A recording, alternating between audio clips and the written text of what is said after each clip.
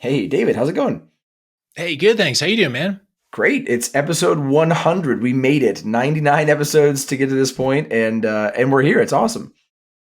No, I love it. Yeah, all the fun stories of pharmacists for the last 99 episodes talking about successful real estate investing without giving up their career in pharmacy. It has been a really fun 100 episodes. Yeah, it's been really cool to prepare for this episode, to reflect back on who we've had on the show. I'm just amazed at the number of people we've had on and the people we've gotten to talk to. It's been incredible. Yeah, and my inner educator also loves that we've got to cover that wide variety of topics too by talking with a wide variety of pharmacists doing a lot of different things. Anything from how to find and buy a property to what types of properties might be good investments for different pharmacists, how to build that team. We talk so much about team, about realtors and Mhm. property managers, insurance agents, attorneys, accountants, everything, how to build uh, just those foundational building blocks so that an investor can get started and then go further on their real estate investing journey. And that's not just the buy and hold side of things, too, right? That's, whether it's short term rentals, large apartments, syndications, commercial real estate, whatever that is, yeah, it's been a lot of fun. Yeah, and it just makes me think back to when we were getting ready to launch the podcast 2 years ago or whatever now. And we built that. Remember, we built that whole big spreadsheet of all Oh, like yeah. the Yep. curriculum we wanted to cover and make sure that we hit like key topics. And I mean, what a bunch of nerds, but like that was the way to do it. We wanted to make sure we hit all these great topics, and I think we achieved the vast majority of them, which was awesome. Yeah, I'm sure nobody is surprised that we're nerds that we did the spreadsheet thing, right? But I think that helped us with that checklist of things that we wanted to cover.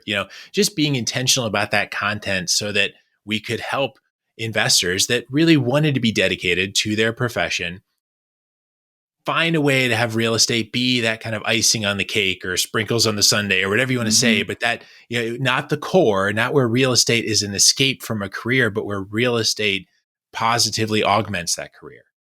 That's something that when we first started, we talked a lot about, and I think it was really important at the core of our first episodes was just how much we focus on pharmacy, but not moving away from that career, right? But using real estate investing to supplement your career. We're pharmacists ourselves, right? We work as pharmacists. We enjoy doing what we want to do. And there's so much content out there that is all about here's how you can take your crappy job, use real estate investing, and then you can quit that crappy job and just do real estate investing full time. And like we made a really conscious decision to not follow that same path, right? There's already a lot of content that's geared that direction. Ours was a lot more geared toward how do we use real estate investing to make pharmacists' lives better without having to change what they're necessarily doing. And I think that was worthwhile to pursue that type of an approach. Yeah, and not just to make something different than what else is out there, but because that's what we do, right? So Hmm. if you want to learn how to become a full-time real estate investor, you should probably listen to a full-time real estate investor tell you that. And that's just not who we are, right? Yeah. We are pharmacists first that also do real estate investing. And so I think that balance there is really meaningful, particularly for the pharmacist that has that six-figure income. They're trying to figure out, what do I do? How do I augment my financial picture and grow that and have retirement look different or vacations look different or something look different? And how can real estate help me get there? Yeah, and I think too, it's not we talk about a lot about pharmacists, right? And I think this is geared that direction, but it's not just for pharmacists. It's anybody that has that same kind of personality that we talk about a lot. Somebody that's generally risk averse, that wants to be methodical about investing. They want to know the details before they dive in. And they're, good with a spreadsheet, good with analysis, right? It doesn't have to be somebody that um, has to necessarily be sitting in a pharmacy to make this a viable audience member, but like that is the type of person that we're really catering to, is somebody that's going to be able to build that team as the leader, but doesn't have to necessarily get their hands dirty, right? Right. And if we think too about those other differences of pharmacists that we talk about a lot, one of those is the pharmacist wants to know every detail about Mhm. everything before they jump in, right? And that could be a symptom of having a lot of education that goes into being a pharmacist. And so you assume that it takes a lot of education to do something else. And while that may or may not be the case here, I think that's how pharmacists tend to be wired. And so part of that too is why we had that really long spreadsheet with a lot of different topics in that we wanted to cover. And then even from there, we we peeled out a few dozen deep dive episodes where we went deeper into more complex topics, where guests brought something up that was just a topic that's hard to chew on, or we got a really good question on the YFP real estate investing Facebook group. And so we just wanted to unpack those more, knowing that pharmacists want to know a lot of thorough details before they feel comfortable jumping into things. Yeah, and it was fun. I went back, and if you've not listened to every episode, and if you haven't, come on, what are you doing? But I went back to look at just some of the topics that we've covered and kind of made a list of some of the big things that. And I think if you ever wanted to go back and look at, like, this is the place to go. We have covered multiple different types of real estate investing, everything from long-term buy and hold to short-term rentals to wholesaling to even a motel and how you can, do that as real estate investing. We covered, again, the deep dives that you mentioned that go into things like how to identify and vet team members, from realtors to property managers to contractors. We did some behind the scenes stuff talking about insurance agents or how to strategize your taxes, or even some of the mindset discussions that we had with some thought leaders. That was huge in terms of getting mindset around real estate investing and how you can make that shift. And again, it's really cool when you sit down and actually look at all 100 episodes in a row. It's pretty neat to see all the things that we've covered in that time. Oh, for sure. For sure. And at the same time, my inner educator also wants that disclaimer that, right, like foundational knowledge like this can grow stale over time, Mm-hmm. in a few different ways. Like one of those ways that the foundational knowledge can grow stale is, that inspiration side of things. We talk about the education and the inspiration, but sometimes real estate investing has its bad days, right? You and I have both had those. And sometimes in order to kind of move through that and move past those bad days, hearing those inspiring stories can help, kind of push through those setbacks. And so those continued stories and that just trickle of positive stories like that on a podcast can be really helpful. And we've had some seriously inspiring guests, right? Like if you look at some of the people who have been, you know, very successful. I mean, I think about like Blake and Zach, for example, who've been on the show a couple of times. At one point they were talking about doing, large volumes of several homes at a time, renovating multiple homes at a time while running and owning a pharmacy at the same time, right? Like just crazy Mhm. stuff. Or like Rachel Gainsborough is another great example. She has launched a successful short-term rental business. She has entirely left her career as a pharmacist, and was on Netflix for a while. Like, I mean, there's just some really cool people that have come on the show and done some amazing things with both their pharmacy and their real estate careers. It's been awesome to see. Yeah, and I think one of the other ways that knowledge can sometimes grow stale is just the changing rules and regulation and market forces that impact real estate Mm. investing, where some of those like old strategies, even stuff that we just talked about a few weeks past, may change over time or may not work at all at certain points. And so, that really shouldn't be a surprise from our pharmacy backgrounds, that we all know the CE exists for a reason, because there's always new drugs, new guidelines, and new tasks and roles that pharmacists are engaging in to serve their patients.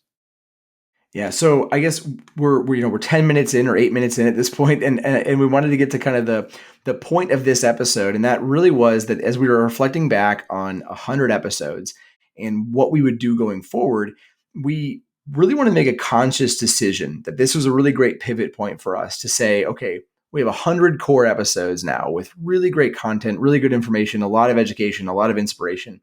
What can we do to keep that content relevant moving forward? And so we want to make this conscious shift for the next couple of episodes, or the next season of episodes, I guess is a good way of thinking about it, toward that keeping up or that continuing education style of information, where we're going to be able to reference this core 100 as a great place to go back to and get that fundamental knowledge from. But then using the new season, this going forward podcast episodes, to really highlight what's new in the marketplace. How can we use strategies to benefit you and your investing? And how can we bring on people to inspire people in new ways, things that we haven't talked about before?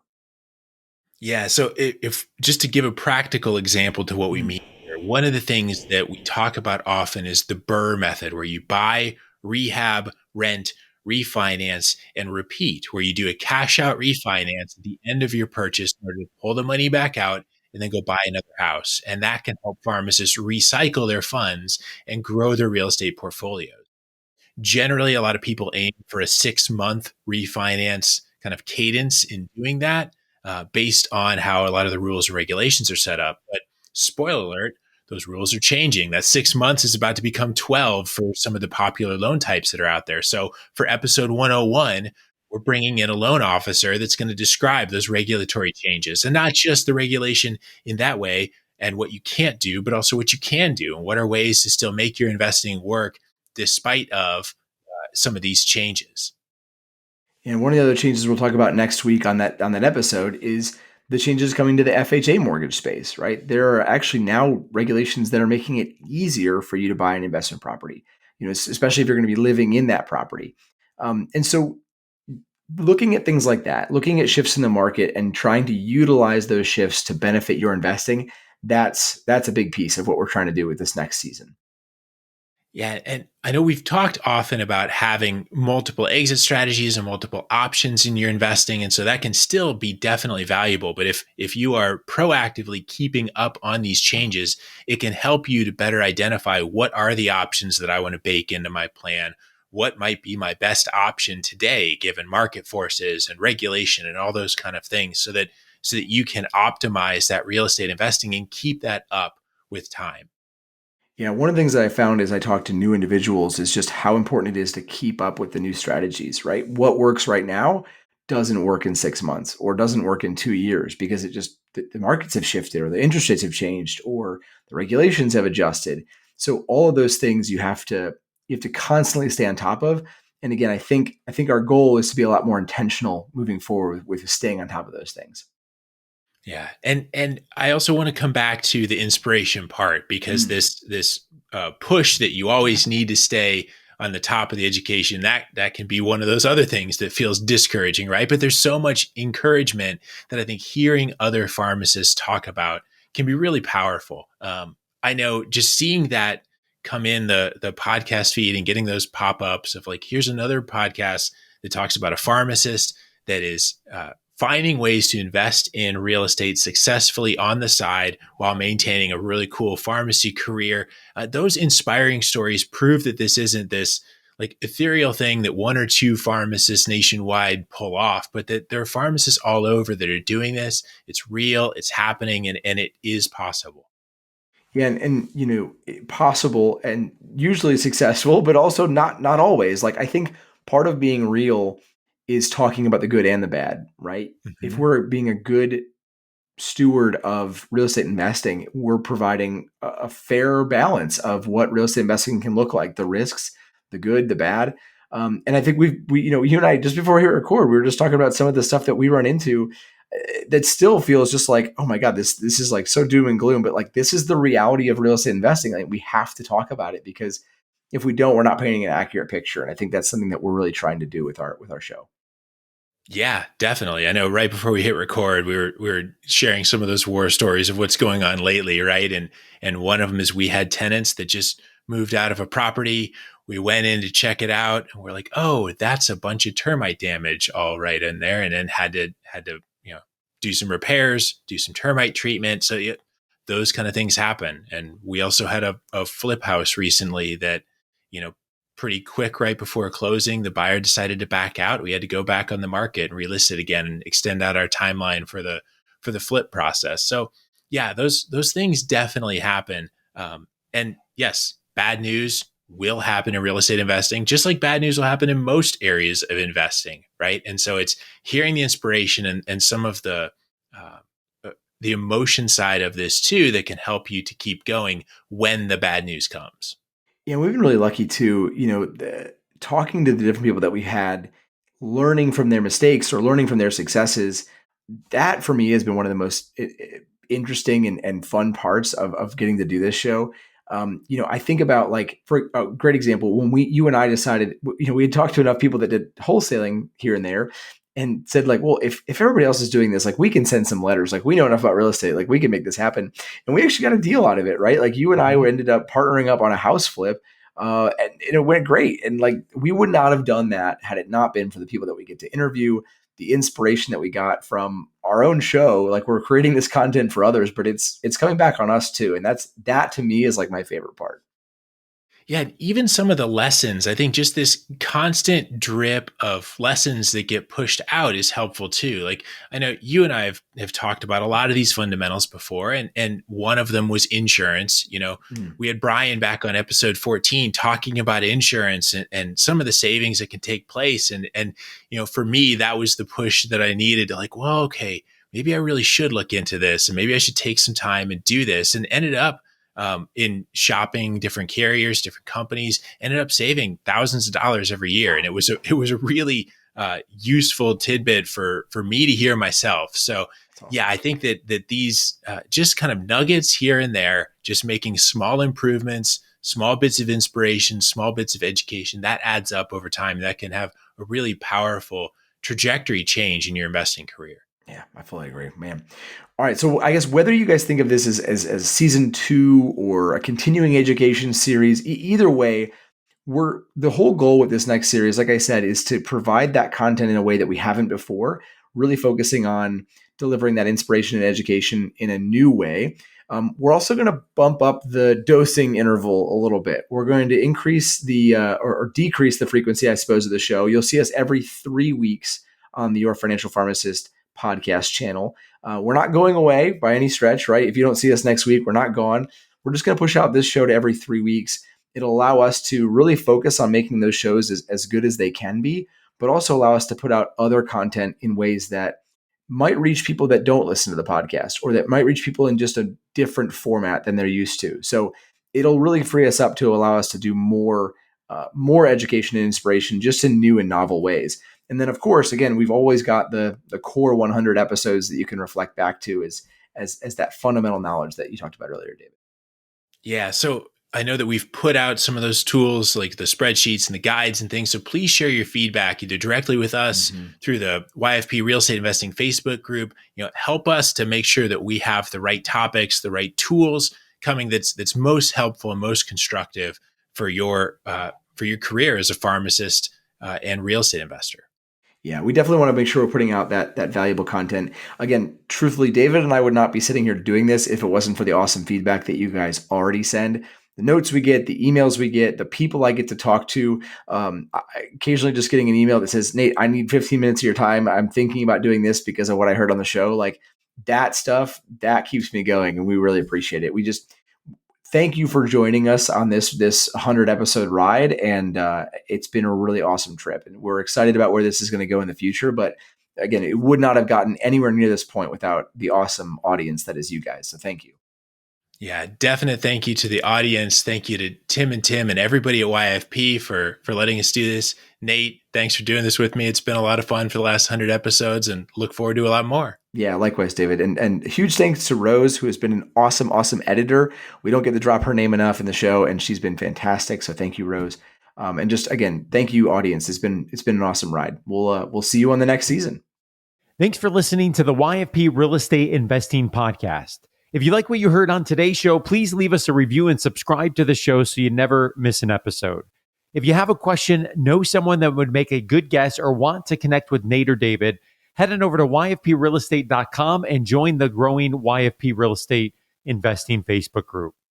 As we conclude this week's episode of the YFP Real Estate Investing Podcast, an important reminder that the content in this podcast is provided to you for your informational purposes only and is not intended to provide and should not be relied on for investment or any other advice. Information in the podcast and corresponding materials should not be construed as a solicitation or offer to buy or sell any investment or related financial products. We urge listeners to consult with a financial advisor with respect to any investment. Furthermore, the information contained in our archived newsletters, blog posts, and podcasts is not updated and may not be accurate at the time you listen to it on this podcast. Opinions and analyses expressed herein are solely those of your financial pharmacist, unless otherwise noted, and constitute judgments as of the dates published. Such information may contain forward-looking statements which are not intended to be guarantees of future events. Actual results could differ materially from those anticipated in the forward-looking statements. For more information, please visit yourfinancialpharmacist.com/disclaimer. Thank you for your support of the YFP Real Estate Investing Podcast. Have a great rest of your week.